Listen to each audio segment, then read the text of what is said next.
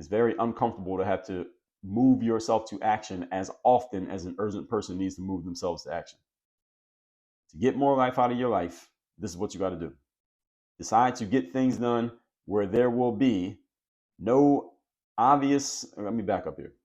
When you could take your time and do things later, you got to move yourself to do things now. And again, sometimes moving yourself to do something now means moving yourself to move when you don't physically feel like moving. You don't mentally or emotionally feel like moving, but you have to do it anyway. That's urgency. And that's combined, that mixes in with discipline. When you could easily take your time and do things later, which is what most humans do, and it mixes in with the second point about being exceptional. Exceptional people do things that most people don't do, and they don't do things that most people are doing.